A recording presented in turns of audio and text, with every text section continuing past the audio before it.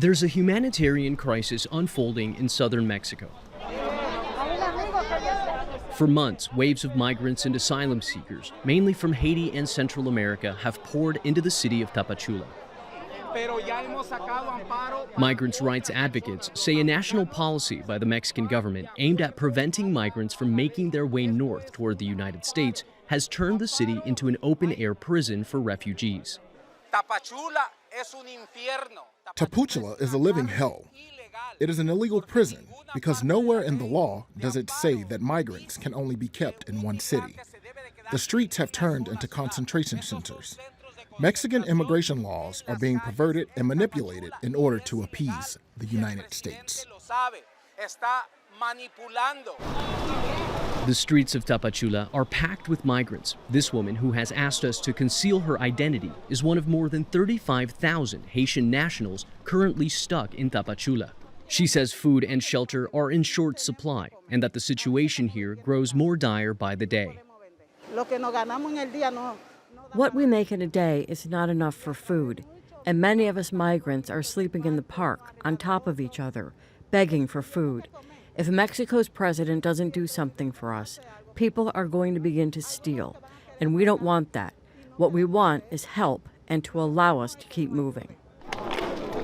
Since the start of the year, Mexico's national immigration strategy has been one of containment.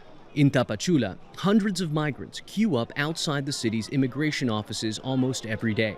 Here, confusion reigns and tensions are on the rise. The vast majority of people we've encountered outside this government office building say they're growing desperate, without a clear answer from authorities as to what it's going to take to obtain the necessary paperwork and finally be allowed to leave Tapachula. Despite promises from Mexican political leaders to respect the rights of migrants and asylum seekers, those who try to leave Tapachula without the necessary paperwork are quickly rounded up. And local journalists continue to document cases of abuse and excessive force from authorities.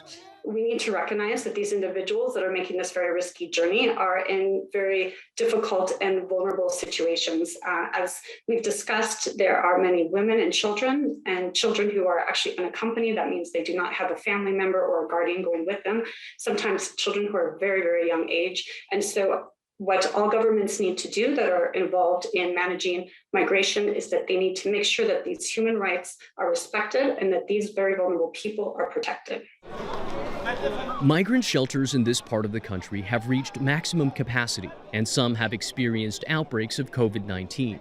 Coupled with a lack of access to adequate health care, growing security concerns, and a national policy that prevents people from leaving, the situation is quickly growing beyond the ability of authorities to control. Manuel, Rapalo, Al Jazeera, Tapachula, Mexico.